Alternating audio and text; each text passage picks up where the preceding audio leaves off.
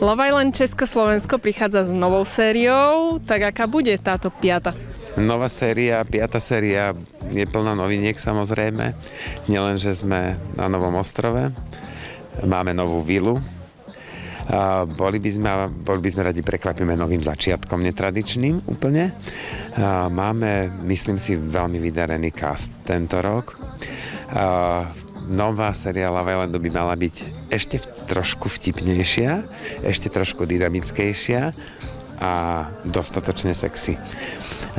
Mala by byť plná twistov, zvratov, prekvapení, tak dúfam, že sa to bude divákom páčiť. Spomenul si novú vilu, aj nový ostrov, my sme práve tu, tak povedz vlastne, kde sme a čo všetko diváci v tej novej vile uvidia.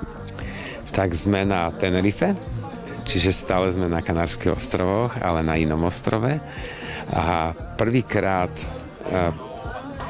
séria vila je situovaná tak, že má veľmi krásny výhľad na more. Má výrazne väčší priestor je to.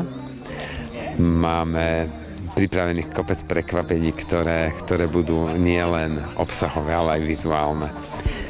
Vy ste teraz ešte... Môžeš. Vy ste teraz ešte v procese príprav. Ako vám to ide? Stretli ste sa s nejakými komplikáciami? Vždy sa stretávate s komplikáciami, samozrejme. Raz sú to maličkosti, raz sú to veľmi podstatné veci, ale bolo to strašne dôležité stihnúť, kým vyštartujeme.